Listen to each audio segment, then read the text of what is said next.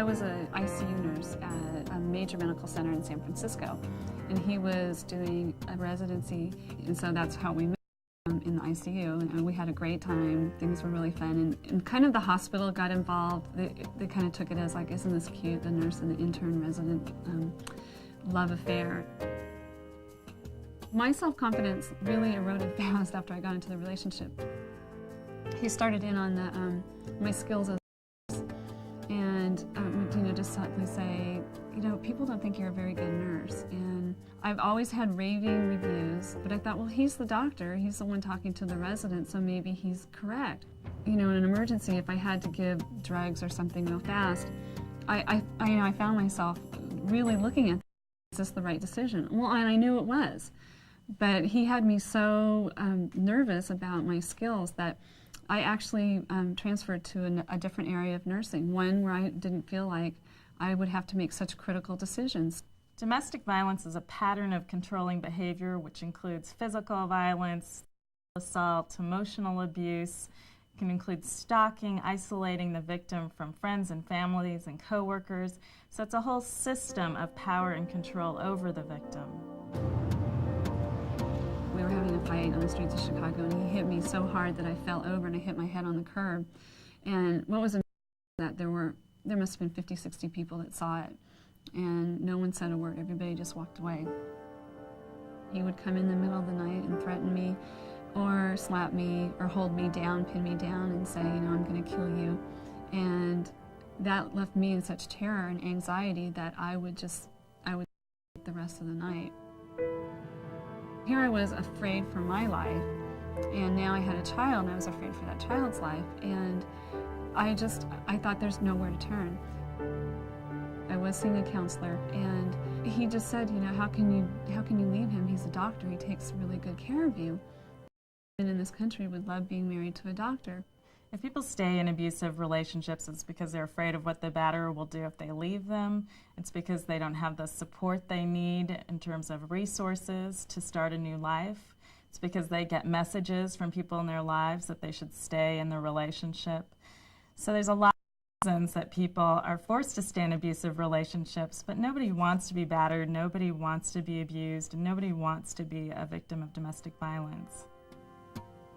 I was really hoping that someone would reach out to me from work, because I spent such a major portion of my time at work. I would be going to work with bruises on my face and very obvious signs of abuse, and working with doctors and nurses, social workers, and no one commented. No one asked me, is there something going on at home? And it was really frustrating because I did want someone to ask very badly. If you think somebody that you work with is abusive relationship, you should reach out to them. Say, look, I'm concerned about you. There's resources available to help you. Refer them to an employee assistance program or to the National Domestic Violence Hotline. It's not hard because your role really isn't to be an expert on domestic violence. Your role is to refer them to somebody. Once I had left, the professor of this department came to me and said, I was going to make you the head nurse of the unit. And it floored me. I thought, I'm doing such a terrible job. Why would you want to do that? I never said that to him, but I was just shocked. Julie left her job because the stress became too great for her, and because her employer, unfortunately, hadn't trained people how to reach out to her and how to break that silence about domestic violence. And the employer, because of that, lost an incredibly valuable employee. But that's not the way it has to be. Employers can do a lot to train people how to reach out and how to help a coworker who's a victim of domestic violence. I lived with domestic violence for 18 years. It started the second day of my marriage, and it didn't end until the day I left. Nearly 1/3 of American women report that they've been physically or sexually assaulted by their boyfriend at some time in their lives. And victims and batterers come from all walks of life, from every educational level, from every cultural background, from every income level, from every sex, and from every sexual orientation. We know that, therefore, every workplace will be affected by domestic violence in some way, either by having victims or batterers there, or by having people who are intimately involved with other friends and family members who are victims of domestic violence. When I walked out the door, I walked out with the clothes on my back and not another thing. I had called in to work and let my supervisor know at the time that I couldn't return to work, and I shared with him what was going on in my life. And he told me, don't worry about your job. Take care of whatever you need to make yourself safe. Your job will be waiting for you. For me, that was the catalyst to becoming a survivor of domestic violence and no longer the victim of domestic violence. One of the effects of domestic violence in our employee population that, frankly, we didn't understand until we started talking about this with our employees was the fact that it had touched so many of them, either directly or indirectly. We realized as an employer we could do something about that. There's a real power when the business community steps up and begins to grapple with difficult issues in a public way. We've developed this kit in conjunction with 2 agencies. When you do education, you have the opportunity to welcome the cases to court. And isn't it really better to manage the case than to have the crisis explode? My name is Warette Davis. My story is just as typical of people who are in domestic abuse situations as anyone else's. He wasn't an abuser when I fell in love with him. Whenever possible, our trainings are delivered by somebody who understands the business side, coupled with somebody who really deeply understands the counseling side and the emotional side of domestic violence. It started with isolating me from my friends. I don't know why you pay attention to them. It started with daily chipping away at the choices that were presented to me. Everything I heard that day, I was saying, that's me. That's me. Just the awareness of it has increased the reporting of that. So instead of just having the quality of their work deteriorate and nobody quite knows what's going on, now we have a chance to talk about it. Blue Shield allows flex time, meaning if somebody needs to alter when they're coming to work, they can do that with us. We offer leaves of absences, so there's a lot of flexibility there. They can remain doing quality work, and they're with us for the long run then. I'm very proud of the company I work for, that they had the courage to take a stand against domestic violence. When I look back on my life, I didn't ever believe that this could happen, that I could do such a... I was living day by day, and there was no future. And now I have goals, I have aspirations, and I have a bright and wonderful future.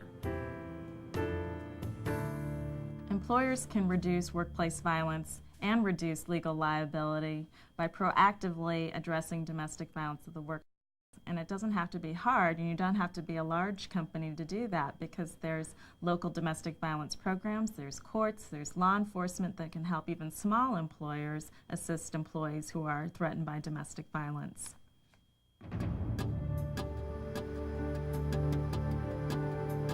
When I met Dennis, he was my best friend. We went everywhere together. We never argued. If there was a little itty-bitty disagreement, we never raised our voices. We would wait a couple days and then talk about it. We were just very compatible. I think the first thing that happened that indicated that there was a problem was when we had an argument and my children were there, and he started putting holes in my walls. He started screaming and calling me names. He called my children names. And I wanted to let the relationship go. And I was perfectly happy to let it go, but at that point, he was not ready to let me go. And I'm going to be down here in about 20 damn minutes. And you better be there by yourself. January 29th. Dennis started calling me at work when I changed my telephone number at home. Charlene, you're going to be laying by that window one of these nights. I'm going to come through that window and jerk you out of it. The calls that came to my office became extremely violent. He would call me and say, you better come see me this morning, because if you don't, Software Completions is going to have a bad day. Until I raised my hand, then I'm really scared. And that would mean he would be calling my office, and he would call literally hundreds of times.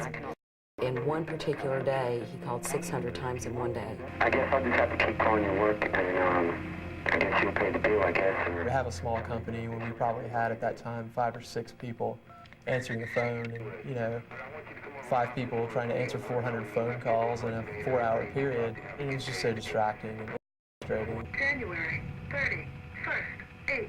I don't fight to play. I fight to maim. I break bones. I rip heads off. I pull hair out. I bite noses off. I jerk ears off. I'll bite them I off. tend to be at work late, a couple of nights a week, and I'd be lying if I said I never thought of walking out the door. What if this guy is sitting out here waiting for somebody? You've never seen me get fucking to work on somebody, have you? It was a humiliation tactic, and that's what it was. He thought I would be humiliated into quitting, or they would just fire me. That was his way of trying to get me back, was my job and my income, I would have to go back to him. If a company doesn't provide support for a person like this, they may have no other place to turn. We did things to shelter Colleen, to make it hard to access her through the phone system, to sort of eliminate her from her visibility. We talked with police, we talked to a crisis center in Raleigh. All this information is brought forward. Okay, there are 2 telephone harassment charges that you filed. We tried to understand how it could be made more effective in the company and documented it. The core of the company policy is that the employee for which the act is being perpetrated against is not responsible for it, and that everything to be done to protect that employee and the other employees is #1 criteria. That somebody like Colleen could be so completely haunted by this, it made it real. And it did change my perception, because then I realized, yeah, this can be anybody. This can happen to anyone. If I can talk to anybody, if that would have any effect. I'm happy to be a part of this company because, it makes me proud to think that somebody like Stan Dilley had the time to devote and the concern that he showed. The way I feel about my coworkers and my employer, Software Completions, they walk on water. They're the most wonderful people I've ever known. And I can't imagine ever working anywhere else. I never want to work anywhere else. It's not easy for a victim of domestic violence to leave an abusive relationship, and it may take several attempts before she or he is able to do so. So as a friend or a coworker, it's important to remember that you should continue to be supportive and that there is hope and you can make a critical difference in someone's life.